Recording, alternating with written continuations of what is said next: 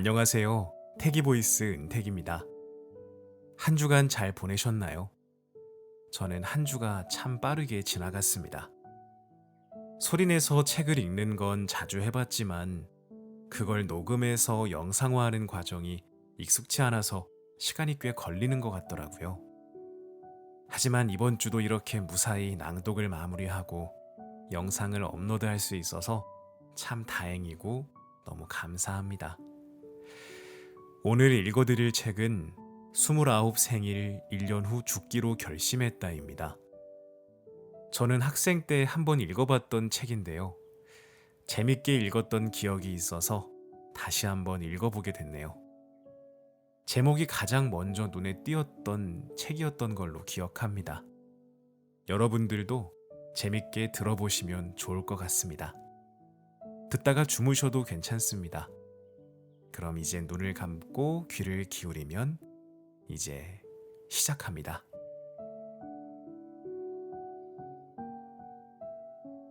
혼자만의 생일, 그리고 바닥에 떨어져 버린 딸기 케이크. 먼지 범벅된 딸기에 손을 뻗는 순간 눈물이 쏟아지기 시작했다. 파견사원으로 일하던 아마리는 혼자만의 우울한 29 생일을 맞는다.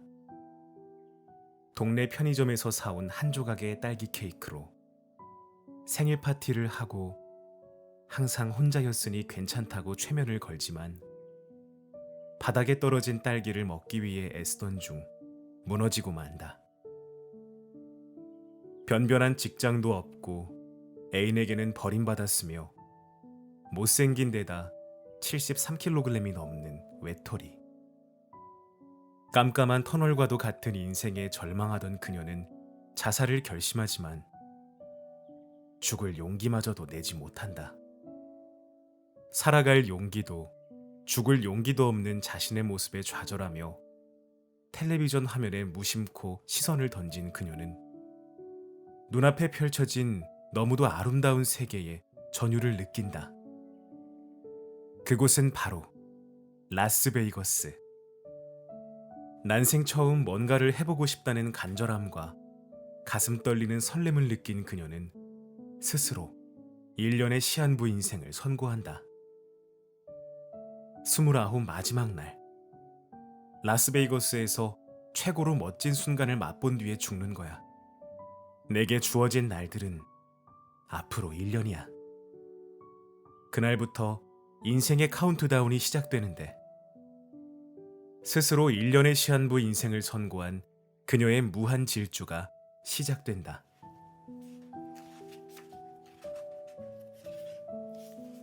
프롤로그. 나와 같이 힘든 상황에 놓인 한국의 젊은이들에게. 29은 내 인생의 터닝포인트였다. 어렸을 때 꿈꿨던 미래는 그 어디에도 없었고 나는 안정된 직장과 애인, 돈, 뭐 하나 갖추지 못한 인생에 절망하고 있었다. 절망이 너무나 큰 나머지 인생을 끝내고 싶은 마음뿐이었고 스스로 1년의 삶이라는 시한부 인생을 선고하게 되었다. 그래서 인생의 끝을 결심하고 나서야 나는 그 준비를 하기 위해 펼쳐본 적 없는 날개를 펼치기 시작했던 것이다. 그러자 그때부터 다양한 만남과 구원의 말들을 들었고 새로운 나 자신을 찾을 수 있었다. 이 책은 그러한 경험을 바탕으로 한 29 생일부터 1년간의 치열한 기록이다. 절망에 빠져 있을 때는 나 혼자만 힘들다고 생각되어 그 괴로움이 영원할 것 같지만 사실은 그렇지 않다. 혹시 지금 인생에 절망하고 있다면 아직 펼쳐보지 않은 날개를 한번 찾아보는 게 어떨까? 그리고 저돌적으로 그 다음을 향해 달려나가다 보면 반드시 뭔가 얻는 게 있으리라 믿는다. 한국에도 취업난이 심각해 많은 젊은이들이 힘들어하고 있다고 들었다. 내 이야기가 조금이라도 그들에게 힘이 된다면 행복하겠다.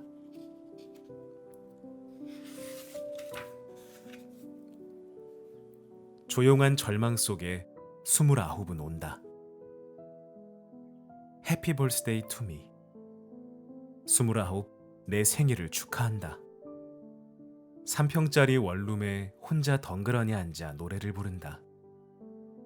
서늘한 형광등 불빛이 낡은 장판 구석구석을 비추고 있다.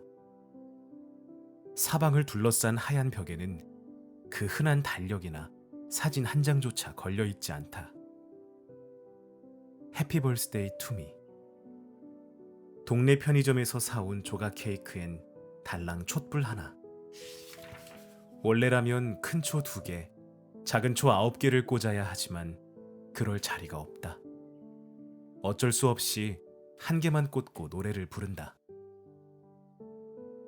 해피 벌스데이 투 미. 이 노래가 이렇게 긴 줄 몰랐다. 간신히 다 부르고 나서 한숨으로 촛불을 끈다. 그래도 생일이니까 힘을 내어 중얼거려 본다. 축하해. 29번째 생일. 이제 혼자만의 파티를 시작한다. 혼자인 건 괜찮다.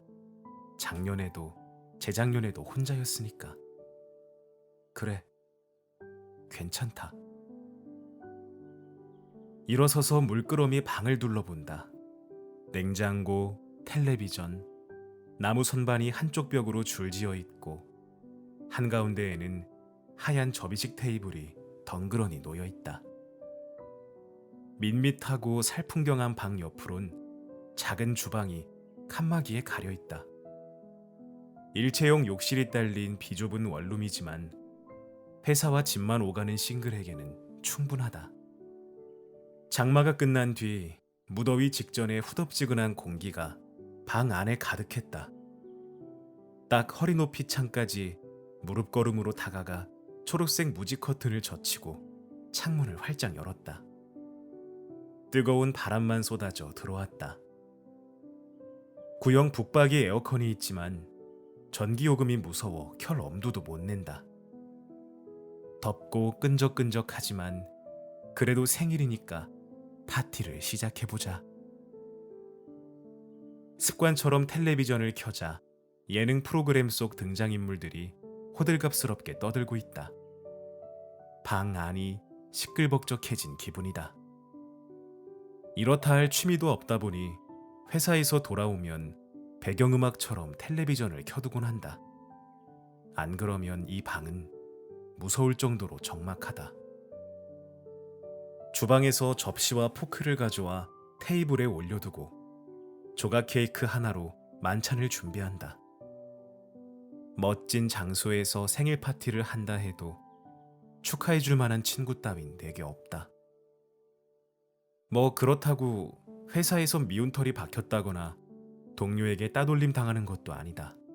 비록 파견 사원이지만 그래도 함께 점심 먹을 동료 정도는 있다.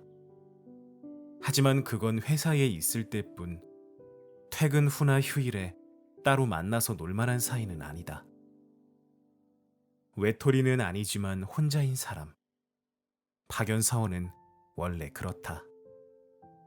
나는 3개월마다 직장이 바뀐다.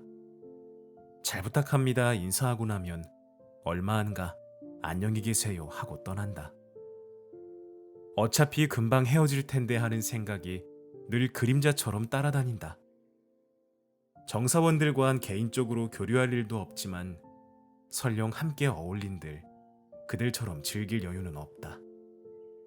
정사원과 파견사원의 임금 격차는 그만큼 크다. 테이블 위에 내던져둔 우편물이 눈에 들어온다. 언제 봐도 흉물스러운 공공요금 독촉장들이다. 혼자서 낯선 곳을 전전하며 죽어라 이래도 독촉장은 늘 쌓여만 간다. 애써 무시하고 포크를 들어 케이크로 가져갔다. 좋아하는 것부터 먹는 버릇 때문에 맨 먼저 케이크 위에 얹힌 탐스러운 딸기를 찍었다. 지그시 눈을 감고 입에 넣으려는 순간 딸기가 툭 하고 떨어지고 말았다. 안 돼. 너무 순식간이라 손 쓸 틈도 없이 딸기가 바닥에 뒹굴었다. 나는 반사적으로 손을 쑥 뻗었다. 바로 주우면 먹을 수 있어. 딸기를 집어들고 입으로 후후 불다 보니 크림 범벅이 된 딸기에 긴 머리카락 한 올이 달라붙어 있다. 괜찮아, 씻으면 돼. 나는 스스로 최면을 걸며 싱크대로 달려갔다.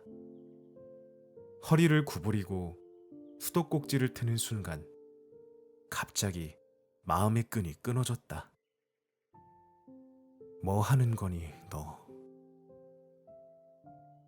스테인리스 싱크대에 쌓인 설거지 더미에 내 얼굴이 비쳤다. 바닥에 떨어져 더러워진 딸기를 기어코 주워 먹으려는 나. 뒤룩뒤룩 살찐 서름지음의 외톨박이 여자. 그것이 지금의 나였다. 적어도 오늘만큼은 안 울려고 했다. 하지만 내 의지와는 상관없이 뜨거운 눈물이 볼 위로 주르륵 타고 내리기 시작했다. 안 되라고 생각했지만 이미 늦었다. 그 한 줄기를 시작으로 그동안 억누르고 있던 울음이 한꺼번에 터지기 시작했다. 눈물은 흐르고 또 흘러 도저히 멈출 수가 없었다. 텔레비전 속의 연예인들은 박수를 치며 웃고 있었다. 나는 29이다. 나는 뚱뚱하고 못생겼다. 나는 혼자다. 나는 취미도 특기도 없다. 나는 매일 벌벌 떨면서 간신히 입에 풀칠할 만큼만 벌고 있다. 어쩌다가 이렇게 된 걸까? 내가 이렇게도 형편없는 인간이었나? 처음엔 물이 뜨겁지 않았다. 그래서 괜찮을 줄 알았다. 하지만 어느 순간 내가 끓는 물에 들어온 개구리라는 사실을 깨닫게 됐다. 아무리 발버둥 쳐도 현재의 삶에서 벗어나기 어려워진 것이다. 사실 돌이켜보면 20대 초반까지는 그런대로 괜찮았다. 상위권 대학을 정확히 4년 만에 졸업했고 얼어붙은 취업 한파 속에서도 한 금융회사 정사원으로 당당히 입사까지 했다. 하지만 거기까지였다. 나는 회사 분위기에 끝내 적응하지 못하고 1년도 채 못 돼 그만두고 말았다. 그때부터 나에게 현실이라는 이름의 창살이 둘러쳐지기 시작했다. 계약사원으로 재취업한 회사에서는 얼마 안 가 계약이 중단되는 바람에 이후 계속해서 파견사원으로 일해야 했다. 20대 후반이 되어서야 나는 정사원이라는 메리트가 얼마나 중요한지 알게 되었다. 그때부터 다시 정사원이 되기 위해 직종을 가리지 않고 되는 대로 이력서를 수백 군데나 뿌리고 다녔다. 하지만 경기는 계속 나빠지고 이렇다 할 경험도 자격도 없는 나에게 돌아오는 것은 불합격 통지서뿐이었다. 기업 측은 입을 모아 이렇게 말했다. 우린 경력자를 원합니다. 대체 경력이란 건 어디서 어떻게 쌓아야 한단 말인가? 파견처의 기업명은 이력서에도 쓰지 못한다. 자격증을 따고 싶지만 그럴 만한 자금도 시간도 없었다. 나는 20대 초반에 저질렀던 그 아니하고 어리석었던 행동을 두고두고 후회했다. 돌아가고 싶다고 해서 쉽게 돌아갈 수 있는 곳이 아니란 걸 모르고 정사원이라는 그 엄청난 자리를 그토록 쉽게 내팽개쳤던 지난날의 내가 미치도록 미웠다. 물론 파견사원에게도 메리트는 있다. 융통성 있게 시간을 조절하고 근무 조건을 선택할 수도 있다. 하지만 나는 원해서 파견사원을 하고 있는 게 아니다. 3개월 후에는 계약을 연장할 수 있을까? 이것마저 잘리면 어떡하지? 하고 마음 졸이며 사는 게 너무 힘들었다. 하긴 지금은 워낙 불황이라 정사원이라고 해서 해고되지 않는다는 보장도 없지만 어쨌든 맨 먼저 잘리는 것은 파견 사원이다. 게다가 파견 사원은 수입이 너무 적다. 매월 17만 엔 정도의 보너스는 제로. 교통비 따윈 꿈도 못 꾼다. 황금 연휴니 여름 휴가니 세상 사람들은 모두가 고대하는 휴가도 내게는 4월이 걸린 문제다. 어디론가 떠날 돈도 없을 뿐더러 휴가 동안엔 급여도 나오지 않는다. 결국 온 세상이 여행이다 뭐다 들떠있는 동안에도 나는 마냥 집에 틀어박혀 지낼 수밖에 없었다. 그런데도 휴가 기간이 끝날 때쯤엔 늘 생활비가 모자라 허덕였다. 최근 들어 워킹푸어라는 말이 나돌고 있지만 그 기준은 보통 세금을 포함한 연수입이 200만 엔 이하라고 한다. 사실 난 그 수입에 간신히 턱걸이를 할 정도지만 그건 1년 내내 파견처가 끊이지 않을 때의 얘기다. 파견처가 끊기면 나도 연수입이 줄어들어 여지없이 그 범주에 속하게 된다. 이제 1년 뒤면 30. 그러나 통장 잔고는 마이너스에 저축은 언감생심이다.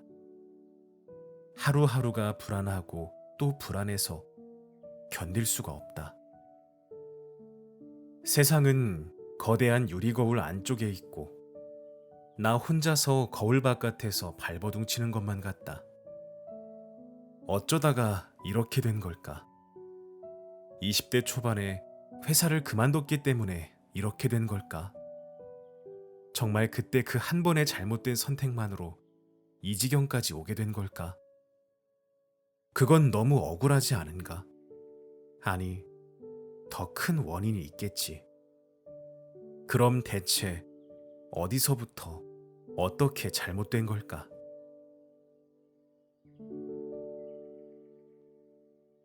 하고 싶은 게 없다는 죄. 있어도 그만, 없어도 그만인 그런 아이가 있었다. 뭔가를 아주 잘하는 것도 그렇다고 못하는 것도 아니면서 아무런 의욕도 없는 그런 아이. 그게 나였다. 평범해도 그렇게 평범할 수가 없었다. 나는 어릴 때 피아노도 치고 수영도 하고 주산도 배웠다. 하지만 하고 싶어서 한 게 아니라 남들이 다 하니까 그냥 따라했던 것뿐이다. 물론 그런 배움을 통해서 잠재되어 있던 재능을 발휘하게 되는 경우도 있다지만 나에겐 그런 싹이 전혀 보이지 않았다. 재능이란 잘하는 것이 아니라 하고 싶은 것을 뜻하니까. 그러다 보니 차츰 배우는 데 실증을 내다가 결국 죄다 그만두고 말았다. 그래도 부모님한테 혼났던 기억은 없다. 부모님은 언제나 그렇듯이 늘 자상하게 나를 지켜봐 주었다. 어느 것 하나라도 이렇다 할 흥미가 없으니 특별히 잘하는 것도 있을 리가 없었다. 단 공부만은 예외였다. 타고난 몸치는 어쩔 수 없어도 공부라면 웬만큼 했다. 그래서 학원도 다니고 집에서도 꽤 열심히 공부했다. 성적이 올라갈 때마다 부모님은 기뻐했고 나 역시 덩달아 기뻤다. 하지만 그것도 중학교 때까지였다. 인류 고등학교에 입학하자마자 긴장이 확 풀린 탓인지 수업 진도를 따라가지 못했다. 성적은 뚝뚝 떨어지고 눈 깜짝할 사이에 나는 수업을 전혀 이해 못하는 열등생이 되어버리고 말았다. 다른 건 몰라도 공부만큼은 웬만큼 한다던 믿음마저 잃게 된 후로 나는 공부와 담을 쌓기 시작했다. 여기엔 공부를 하건 수업을 등한시하건 모든 것은 개인의 자유라는 지극히 자율적인 학교의 방침도 한몫했다. 나는 요리조리 출석 일수를 채워가며 간섭받지 않는 자유로움을 오히려 적극적으로 악용했다. 그런 식으로 고교 1, 2학년 시절을 보내고 3학년이 되어 진로 희망 용지와 마주했을 때 나는 눈앞이 깜깜했다. 더 이상 공부는 싫다. 그렇다고 벌써 일하는 것도 싫다. 그렇게 말도 안 되는 논리로 나는 진학을 희망했다. 진학을 하기로 했으니 희망학교를 정해야만 했다. 하지만 꼭 가고 싶거나 끌리는 학교가 없었다. 그래, 오빠가 나온 대학에 가자. 그럼 뭔가 설레고 신나는 일이 생길지도 몰라. 나보다 8살 많은 오빠는 이미 사회인이 되어 독립했지만 워낙 사교적이라 많은 친구들과 어울리며 즐거운 대학 시절을 보냈었다. 나도 막연히 그런 대학 생활을 하고 싶었다. 그런 유치한 동기로 나는 오빠가 다녔던 그 어려운 사립대학에 뜻을 두었다. 학교 수업도 제대로 따라가지 못하던 내가 명문대를 목표로 삼았으니 대체 누가 진지하게 받아들였을까? 그래도 나는 그때부터 혼자서 고교 과정을 처음부터 다시 밟기 시작했다. 그리고 거짓말처럼 오빠와 같은 대학에 입학할 수 있었다. 가끔은 아무런 열정도 설렘도 없는 사람이 공부를 잘하는 경우가 있다. 친구들과 어울려 놀거나 음악, 미술, 춤, 게임 같은 것들에 그다지 흥미를 못 느끼다 보니 그저 책상 앞에 앉아 공부만 하는 그 지루한 시간을 비교적 덤덤히 이어갈 수 있는 것이다. 불러내는 친구도 없고 별다른 유혹거리도 없이 나는 그냥 입시를 위해 공부를 해나갈 수 있었다. 훗날 사회에 나가서야 알게 된 사실이지만 세상에는 그런 식으로 공부만 잘했던 사람이 꽤 많다. 자기가 뭘 좋아하고 뭘 잘하는지도 모른 채 고속열차처럼 학창시절을 내달리다가 어느 날 툭 하고 세상에 내던져진 그런 사람들 말이다. 얼마나 황당한지 모른다. 학교에서야 정말 잘 나갔지만 사회는 공부와는 전혀 다른 것들로 굴러가고 있지 않은가. 게다가 사회에서 필요한 것, 예컨대 관계의 기술 같은 것들은 책으로 공부한다고 해서 쉽게 배울 수 있는 게 아니다. 그건 어릴 때 친구들과 엎치락 뒤치락 하면서 자연스럽게 몸에 배게 되는 몸의 습관과도 같은 것들이다. 그것보다 더 당황스러운 것은 사회에 나가서야 비로소 학교 때는 보이지 않던 의지의 인간들이 보인다는 것이다. 그들은 정말로 자기가 좋아하는 것을 위해 살아가는 사람들이다. 그들은 말버릇처럼 난 기필코 이 일을 꼭 해내고야 말테야라고 외치며 살아간다. 잘하고 못하고가 중요한 게 아니다. 그런 절실함이 놀라울 따름이다. 고교 3학년, 그저 오빠가 다녔던 대학에 진학하겠다는 막연한 생각만으로 공부했던 나에게 그런 가슴 떨리는 꿈 따위는 전혀 없었다. 그게 문제였다. 그것도 아주 큰 문제. 나에게 죄가 있다면 그건 아마 하고 싶은 게 없다는 죄일 것이다.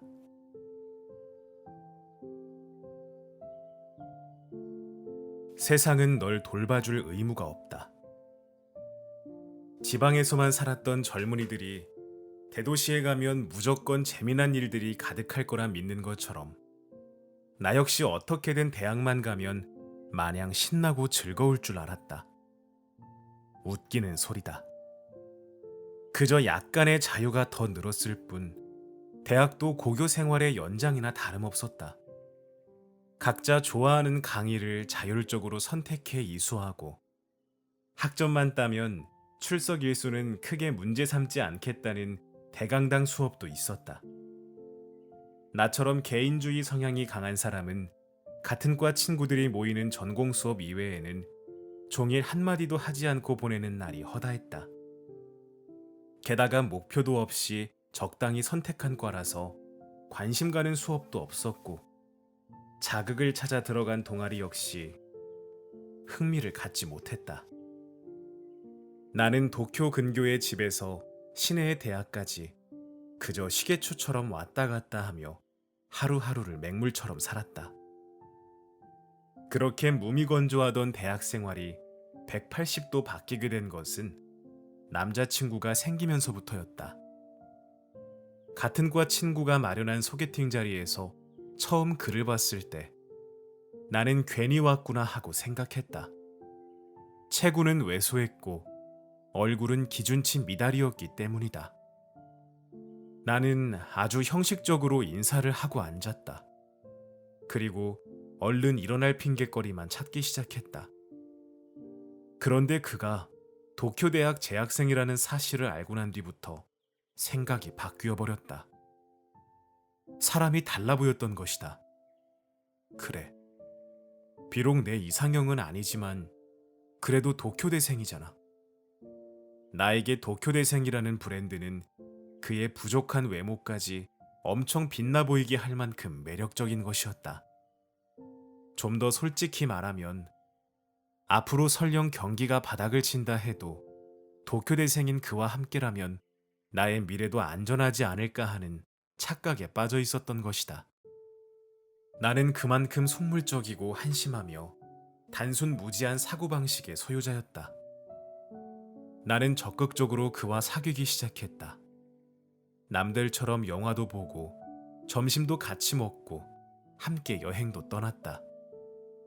누가 나에게 대학 시절 동안 무엇을 했느냐고 묻는다면 별로 할 말이 없다.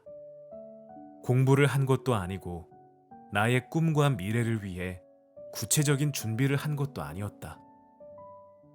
그저 시간만 나면 남자친구와 데이트를 하고 강의 시간이 되면 그래야 하니까 그저 책상 앞에 앉아 있었다.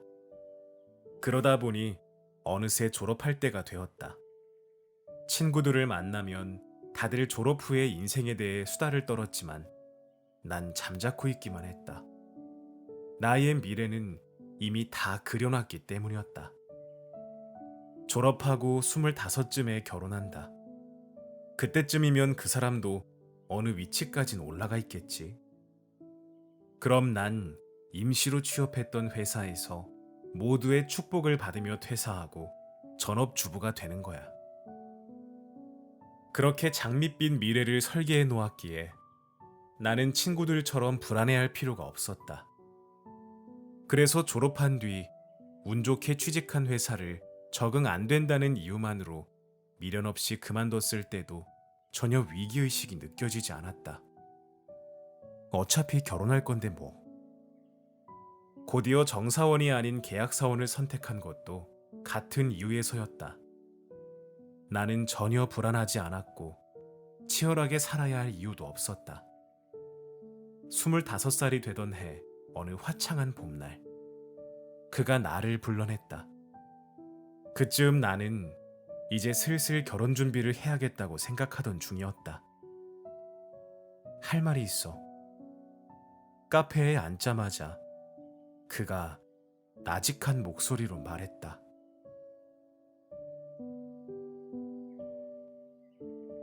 네, 지금까지 29 생일 1년 후 죽기로 결심했다를 읽어드렸습니다. 여러분들은 오늘 책의 내용이 어떻게 다가오셨나요? 죽을 힘을 다해서라는 말이 떠오르는 책입니다. 그만큼 간절하고 내 삶보다 이루고 싶은 무언가에 더 가치를 두고 그것에 모든 생각과 시간을 쏟아붓는 말 그대로 죽을 힘을 다해서 하루하루를 살아가는 주인공의 모습을 기억나게 하는 책이었습니다. 읽어드린 부분은 아주 초반에 불과한데요. 주인공이 무너진 자신의 마음을 앞으로 어떻게 극복해 나갈지 궁금하지 않으신가요? 저는 두 번째 읽어보지만 두 번째도 소설을 보는 것처럼 뒤의 내용을 궁금해하며 한 장 한 장 읽어나갔던 기억이 납니다. 여러분들도 기회가 된다면 한번 꼭 읽어보셨으면 좋겠어요. 오늘도 함께 해주셔서 너무 감사합니다. 오늘은 여기서 마치도록 할게요. 지금까지 태기보이스 은택이었습니다. 모두들 안녕히 주무세요. 안녕.